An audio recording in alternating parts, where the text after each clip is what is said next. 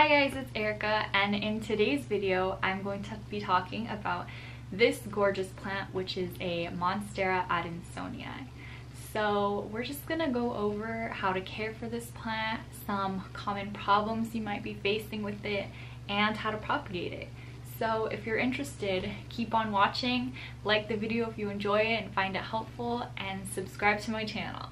Okay, let's get into it. So Monsteras in general are pretty easy plants to take care of.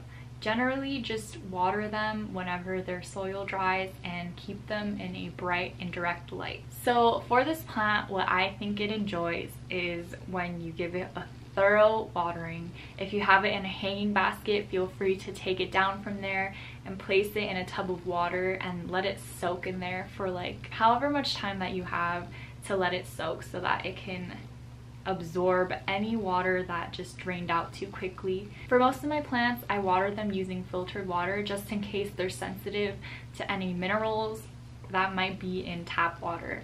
But I have been watering this Adansonnii with just regular hose water, and it's been doing fine with that so far. So this isn't a very finicky plant when it comes to which type of water you want to use for it, at least in my experience. But if you do notice that it doesn't like the water you're using, I would say to just switch over to purified water just in case. I wouldn't say to allow this plant to completely dry up and get bone dry, but letting it dry out in between each watering is good practice so that you don't overwater it and don't let it get root rot. Usually what I will do is whenever the soil just looks dry, and also when you get to know your plant, you can kind of feel when it doesn't have a lot of water.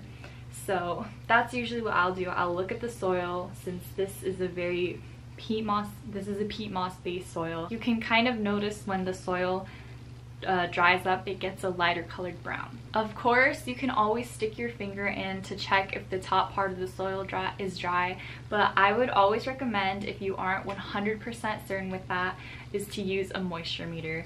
So how I use a moisture meter for this plant is I'll just stick it in where there are no leaves blocking, and I'll stick it down almost completely to the bottom. If your meter reads in the dry area, it's time for a watering. So definitely be sure to make sure that the soil is dry before watering again. But if you do notice that some of your leaves start to brown or yellow on the edges, such as some of these leaves right here, usually that is from underwatering. So I would recommend that if you notice that browning and crisping of the edges, to water your plant more frequently. Just kind of give yourself a little mental reminder that your plant needs to be watered more often than you have been watering it. And I think it's better to come back from underwatering a plant than to come back from overwatering a plant when its roots are maybe already kind of not doing so well. It doesn't look pretty on the foliage, but in the long run it will be better for your plant that way. For sunlight requirements of this plant, I would recommend to give it as much bright and direct light possible that you can. I keep this one on my eastern facing porch, and it gets a little bit of early morning direct sunlight, but that is all the direct sunlight I will give it, because otherwise it will get sunburned. So be sure not to give it full sunlight, because that is very bad for this plant. The lowest amount of light I would give this plant is a low medium light. So maybe sitting directly at a north facing window is the lowest amount of light I would give this plant, also depending on how big the plant is. So for example, this one is pretty big, so I would not keep it in an eastern facing window at this size. Maybe some little cuttings like this I would, but not this whole entire plant. Another plant I have in my kitchen, and it is sitting about 1 foot away from a south facing window, and it really enjoys it there. So in a south facing window is good. Just of course make sure not to let any direct sunlight on your plants, and be careful because in the afternoon it can kind of get hot in a south facing window, so definitely be careful of that. For fertilizing this plant, I would recommend a gentle fertilizer once a month. Maybe slow down a little bit during the winter months so that it can go into dormancy and it won't be needing those extra nutrients anyways. And since this is a tropical plant, it does like humidity. But if you can't provide it with a ton of humidity, this plant it'll be fine. It won't do the best it can do, but it will definitely be fine if you do not have a humidifier. Since I've been keeping this plant outside, I live in Southern California and it's not very humid outside, but there has been no browning of the leaves or anything like that, so I think this plant will be fine without a humidifier. But of course, if you can provide it with one, that is what would be best for the plant. Remember that we want to try and mimic the conditions this plant lives in as best as we can. And I know that sometimes it's not really realistic for us to be able to do that, but as long as you're trying your best, the plant should be fine. So I think that covers all the basic care of this plant. You can stake it up or let it trail, just like I'm letting this one trail, and it will do well in your care. Some troubleshooting for this plant, or some issues that you might come across, are yellowing leaves. So since right now we are in late October, this plant has been getting yellow leaves at the base where its oldest leaves are. They eventually will fall off, or you can pull them off. And usually this is because they're going into dormancy. It's gonna be growing slower, if at all, in the winter time. It's more of just gonna be focusing on root growth, but you may notice that some of the foliage on top will be yellowing and falling off.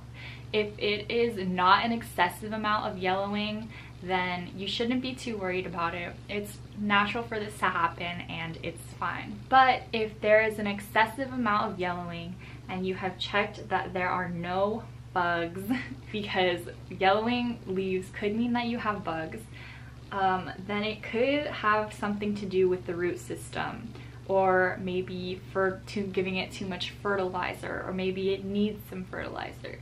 But more often than not, it has to do with the root system.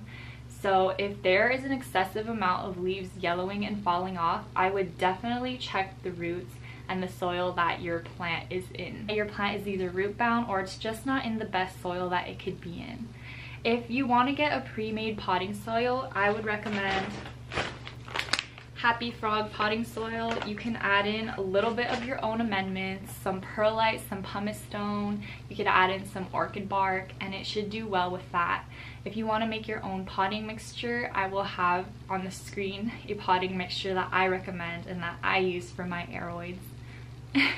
But definitely, if there's an excessive amount of leaves yellowing and falling off, you do want to look further into it than kind of just hoping that it'll stop. Okay, to propagate this plant is very easy, very simple, and honestly very fun. So I'm going to show you how to do it. What you want to do is, on this plant, it is very easy to find their nodes. They're kind of very obvious, and they have these aerial roots poking out of them. So what you want to do is cut as far away from the node that you want to root as possible. And this is because when the mother plant starts regrowing, there's not going to be this dry stick sticking out from the old node when it starts putting out new growth.